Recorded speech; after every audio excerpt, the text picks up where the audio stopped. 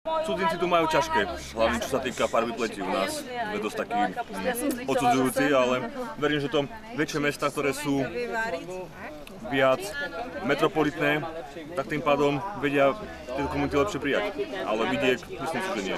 Ja totiž to vôbec nemám nejaké rasové predsudky a akože keď vidím niekoho z Korei pomôcť s kočikom, tak pomôžem či z Korei alebo zo Slovenska, akože nemám s tým nejaký problém. Práve, že o to viacej radšej vidím niekoho, som radšej, keď vidím niekoho z cudzej krajiny, že je to také oživenie. Len to sa mi jedno ako nelúbi.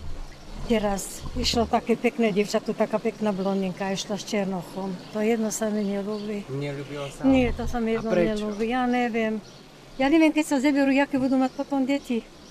No budú mladí, pekní, ale či budú čierni, alebo či budú bieli. Ak ten cudzinec ide po ulici a nikomu neprekáža, hej, že nerobí bordel, je to v pohode. Aj ak by zrazu mal prísť a niečo začať viac so slovenskou kultúrou, tak to už môže byť podľa mňa problém. Ľudia sú teraz moderní, máme moderné technológie, tak prečo sú zaujaté voči takýmto veciam? No áno, ale technológie nepomôžu zmeniť naše myslenie. No veď práve, ale ja nechápem, že však ľudia sú takí inteligentní, tak prečo si myslia toto? Tak si to myslia asi iba tí, čo nie sú inteligentní. Ale prečo napríklad aj vysokoškoláci či manažéri nepríjmu do zamestnania, ktorí sú fakt inteligentní, a tak nepríjmu do zamestnania inofarebného človeka. Či dokonca len Róma. No tak Rómovia, to už je zase iná otázka, si myslím toho. Prečo? Je to iná Napríklad otázka? ja nemám problém akože s Rómami, ktorí sú slušní, normálni, pracujú. Takých pôjde kľudne, nemám s tým žiadny problém, ale proste tam ide o to, že vidíme tie osady a proste tak. Ja neodsudzujem Rómov, ktorí pracujú, ktorí sú takí, ale odsudzujem tých, nie preto, že sú Rómovia, ale preto, ako sa správajú. Keď sa viacej stýkáš s Rómami a zažíváš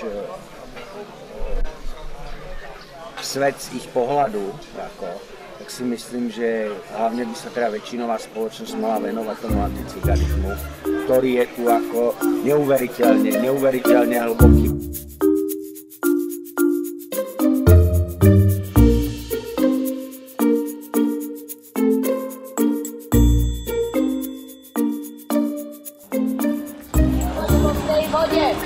Dobrý deň, prosím, môžem sa vás zapýtať, neviete mi poradiť nejakú robotu tuto v Bratislave? Na letisku? A tam čo? Čašník. Na letisku čašník? Aha, tuto niekde bližšie? Ani nepoznáte nikoho, kto mi vedel dohodiť? Nejaký šéf? OK, ďakujem.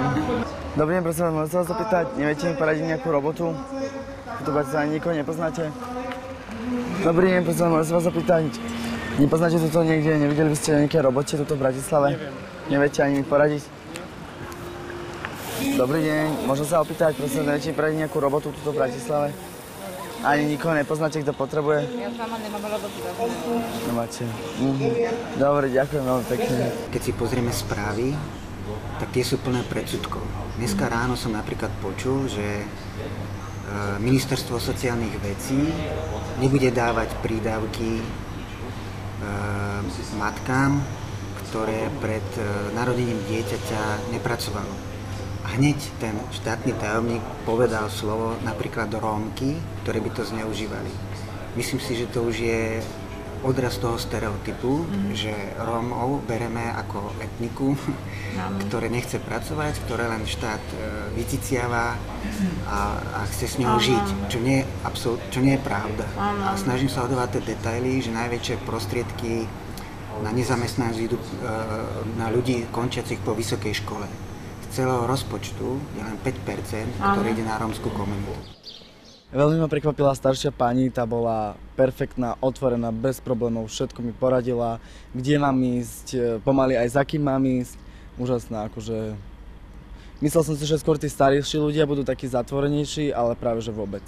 Keď videli, že komunikujem normálne, nie som vulgárny, že vlastne žiadam prácu, čo je nezvyk podľa mňa dosť, tak super. Čiže ona bola... keby sa zmenil... Ten prístup, keby tí Rómovia, hej, a všetci títo bezdomovci skôr hľadali nie peniaze a nie cigarety, ale skôr by sa spýtali slušne, či nevie niekto o práci, podľa mňa by sa im podarilo nájsť prácu. Prestaňme sa pozerať, začneme vidieť!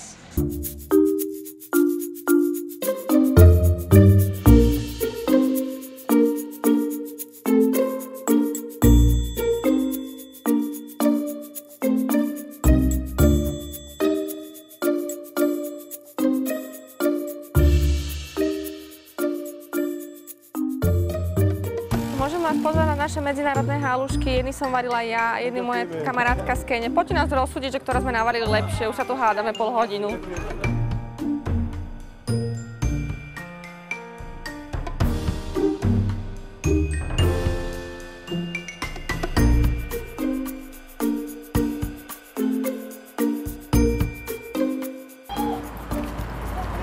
Podľa mňa sú rovnaké.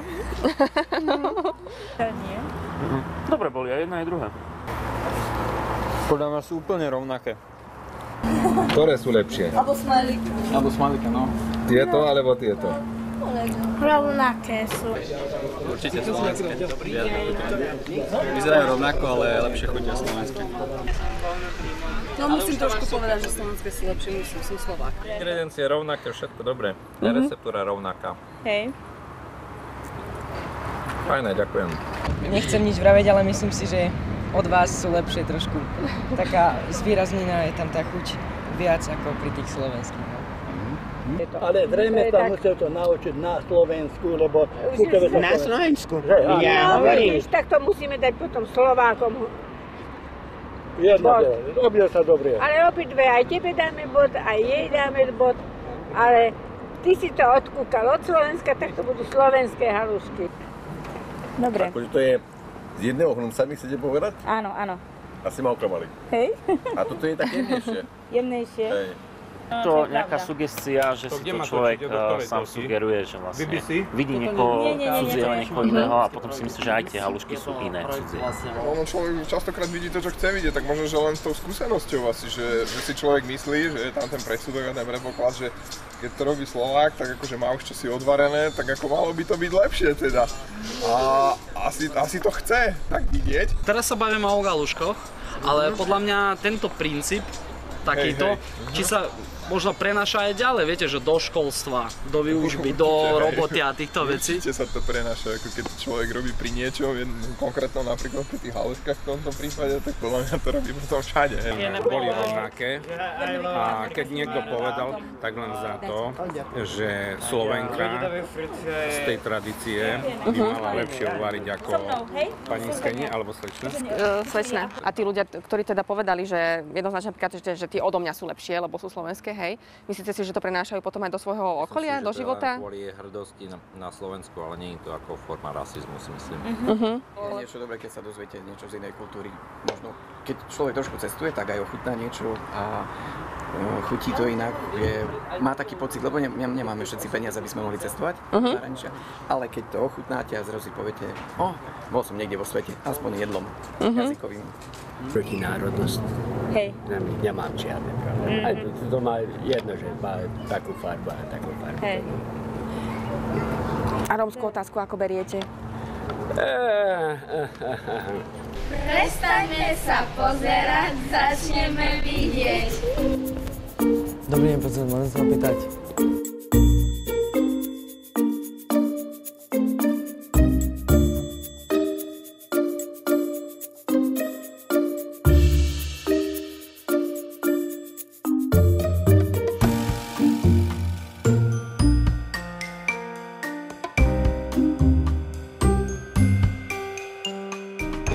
Dobrý, môžem sa prosím vás opýtať, neviete mi poradiť nejakú robotu tu v Bratislave? Fakt ne. Ne? Čo tu nič není? Môžem sa vás opýtať? Áno. Neviete mi poradiť nejakú robotu tu v Bratislave? Ja momentálne sama som nezamestnaná, hľadám robotu. Aha. Ďakujem. Prestaňme sa pozerať, začnime vidieť. Ale ja si pamätám, keď som bola decko, že proste tu neboli čierni ľudia, alebo neboli čiernejší od cigánov našich. Takže tým pre nás to bolo proste ako luxusné niečo vidieť, že vidíme černocha, to bolo úžasné, pretože Európa bola kvôli komunizmu zatvorená.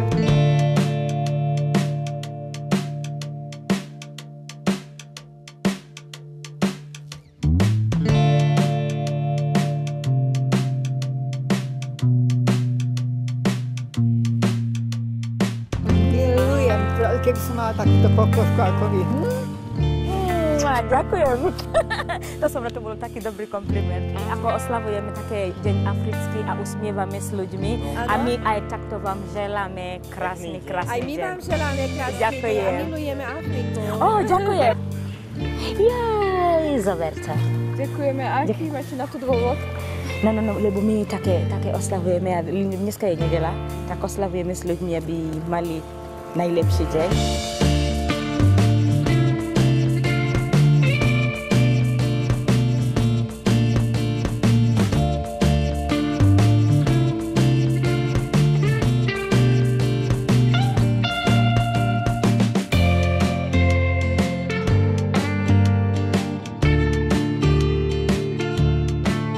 Čo myslíte, aký máte postoj, keď ľudia prídu zo zahraničí a tu prídu na Slovensku a doštudujú a ostanú na Slovensku? Mne sa to za v poriadku, kým nie sú, ako to nazvať, kým veľmi tvrdo nepresadzujú tie svoje kultúrne zvyky. My by sme sa im prispôsobili a oni by sa museli Oni sa musia prispôsobiť trocha. Tak ako sa my prispôsobujeme všade, tak vy sa musíte aj k nám. Keď si dobrý chlapec a zasmejeme sa a urobíme všetko, čo treba, tak OK. Nemám s tým problém, nakoľko aj ja, keby idem niekde do zahraničia tiež tú svoju kultúru tam obhajujem a tam si na nejako záleží. No lepšie to, lebo budú poznávať oni nás, nebudeme poznávať ich. Dobre, a je to turistika. Aj nepovedzte, že ktoré sú lepšie, dobre? Tie, čo som varila ja, alebo túto? Pre nás je to potešenie. Určite tým pádom uznávate, že tá naša krajina je možno lepšia ako vaša. Áno. Ale pre vašu krajinu je to škoda. Viete čo, myslím si, že ešte veľmi veľa ľudí na Slovensku je nastavených tak trošku obmedzenie voči akýmkoľvek novým formám spolužitia. Ale pevne verím sa to s pribúdajúcim množstvom mladých ľudí, ktorí cestujú a spoznávajú zahraničné kultúry, bude znižovať predsud. Ja nerobím rozdiel podľa koncepcií, keď rozumiete, čo je to. Áno. Koncepcia alebo rasy. Áno. Jaké srdce má. Ľuďom pomáha cestovať, keď uvidia iné krajiny a potom možno zistia, že také spolunažívanie tým, že poznáš úplne iné krajiny, iné vnímanie, iná mentalita, tak oveľa jednoduchšie potom vychádza s takýmito ľuďmi, že nemáš nejaké predsudky. Prestaňme sa pozerať, začneme vidieť. Tak. To, čo nás krmí Európska únia a to, čo hovorí o židovskej otázke, o palestínskej, je obrovská lož. Proste, keď niekto tak hlboko klesne, že dôveruje médiám, je na to mentálne veľmi zle. Dopočul som sa také názory, že vraj existujú ľudia na Slovensku, ktorí dôverujú televíznym novinám. No, žiaľ, no. A že by kvôli televíznym novinám, jak sa povie, išli aj do vojny, hej? Je to silná mediálna zbraň, žiaľ, no. Montovali sme stroje v šahách a pýtali sme sa na národnostnú otázku a Maďari nám povedali na Slovensku žijúci, že keby nebolo politikov, ani nevedia, že majú neznášanlivosť. A vďaka politikom vedia, že sú problémy. Ľuďom sa nepáči, že deti sú pri počítačoch, hádžu to na médiá. Ľuďom sa nepáči, že spoločnosť žije konzumným spôsobom života, hádžu to na médiá. Nepáčia sa im postoje spoločnosti, hádžu to na médiá. Nezmysel. Médiá sú možno len zrkadlom spoločnosti, ale častokrát ešte oni to práve ťahajú tým dobrým smerom. Choďte do bežnej slovenskej krčmy na vidieku a pýtajte sa na menšiny a nedozviete sa veľa pekného. Pustite si médiá a dozviete sa kopu reportáží o úspešných príslušníkoch menšín. Ja nehovorím, že tie médiá sú ideálne. Nie sú. Často sa väzú na väčšinovom názore alebo snažia sa trošku nadbiehať svojmu divákovi alebo poslucháčovi. Ale stále si myslím, že médiá sú na tom lepšie, čo sa vyspelosti v tejto oblasti týka, než bežná slovenská populácia. No a dneska je tendencia posledných rokov taká, že každý slovenský režisér, alebo režisérka, alebo musím hovoriť o ženách, každý si natočí jeden film o Romoch. To je povinná jazda, jeden rómsky film. To znamená, že každého zúčastnej strednej a mladej generácie režisérov, každý si natočí jeden film o Romoch. A tam to začína a tam to aj končí. Ako vnímam rómskú otázku? Rómskú otázku vnímam ako problém, ktorý je mi určite riešiteľný. Na zdravíčko. Ďakujem. ktorý je riešiteľný, ale musí byť riešiteľný za súčinnosti tých, ktorých sa to dotýka. Skôr si myslím, že ten prístup je voči zrovnoprávneniu práva povinnosti menšiny je stále skôr viac formálny ako praktický. Dobrý deň, prosím vás, neviete mi poradiť túto nejakú robotu? Ja tu nebývam, ja som tu na návšteve. Dobrý deň, prosím vás, neviete mi poradiť nejakú robotu? Nevideli ste niekde, že hľadajú? My sme tu ani ako není. Aha. Dobrý deň, prosím vás, neviete mi poradiť nejakú robotu?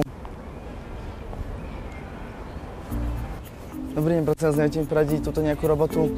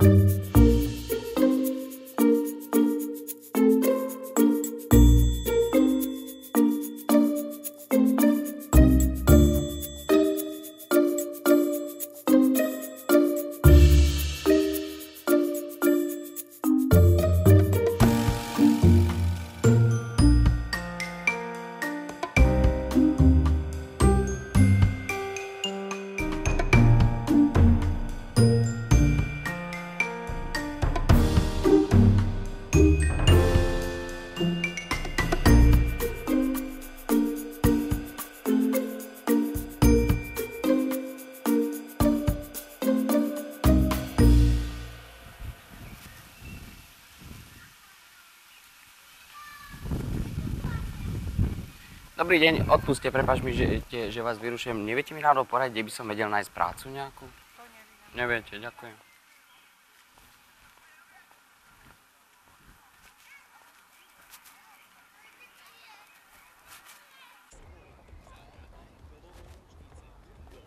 Dobrý deň, prepáčte mi, môžem sa opýtať, neviete mi náhodou poradiť, kde by som našiel nejakú prácu? Robotu? To neviem. Môj muž bol dlho bez práce a ledvo si našiel. Ďakujem veľmi pekne. Dobrý deň, mladá slečna, prepáčte mi, že vás ruším, môžem sa opýtať, neviete mi poradiť, kde by som našiel nejakú prácu? Neviem vám povedať vôbec. Ďakujem veľmi pekne.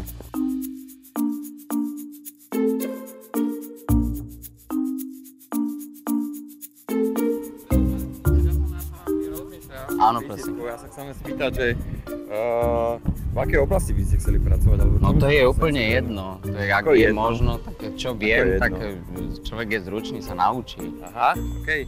Tak viete čo, ja som síce zo Žiliny, áno. Síce sme v Žiline, že? Chodím vám do Kolamárna, tak to hovorím, ja som zo Žiliny. Áno. Ale ak budete mať čas, môžete mi zavolať a budeme si dať kávu nejakých 15-20. Pane, veľmi pekne vám ďakujem, zúčastnili ste sa práve projektu.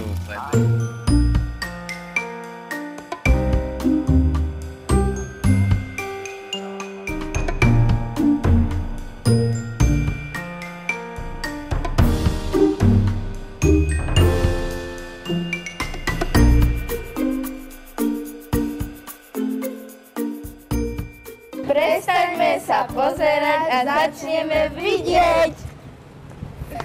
Poďme sa pozrieť, poďme sa odfočiť. Daj. Tá popkultúra, tá stereotypy nám otvárajú nejaké nebezpečné dvere, že nás upozorňujú na fiktívne nebezpečenstva, ktoré reálne neexistujú. Lebo človek je vybavený na to robiť dobre, mať dôveru na základe toho, čo som hovoril, že inak by skolabovala doprava a všetko. Ale tie stereotypy tam otvárajú 13. komnatu. Vytvárajú fiktívny problém. Aké mám pocity? No, tak by som začal tým, aj keď som sa narodil na Slovensku, samozrejme, výzorovo aj moje rozprávanie, veľa ľudí ma pokladajú za cudzinca, až dokým nepoviem, že som teda Slovák, som sa tu narodil. To je tak, možno trochu pozmení názor. No a na tento príklad, to je práve to, čo som spomínal. Ľudia boli veľmi pozitívni, hovoria, oni nie sú rasisti, oni nemajú problém prijímať cudzincov, ale v zápäti, ak sa to ich bude bytostne dotýkať, tak tam už môžete nastať problém. Veľmi veľa názorov bolo čisto jednostranných, že hneď povedali, že sú buď tie lepšie, alebo tie lepšie, napriek tomu, že sú tie halušky úplne rovnaké. Niektorí povedali dokonca, že sú lepšie tie slovenské, aj napriek tomu, že vôbec ochutnali.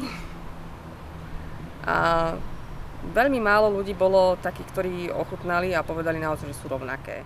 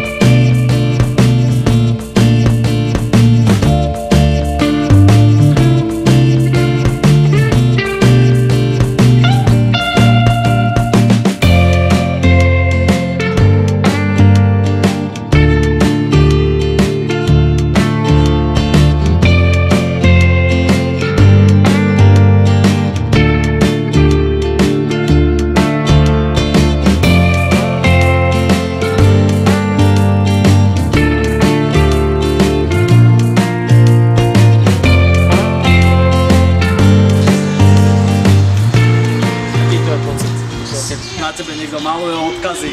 Je to vynikajúce. Je to fakt sranda, je to obrovská show a je to pre dobrú vec, tak je to fakt sranda. A sa teším na ti. Takže čo sme môžeme uvidieť na tom obleku? Farba nie je dôležitá.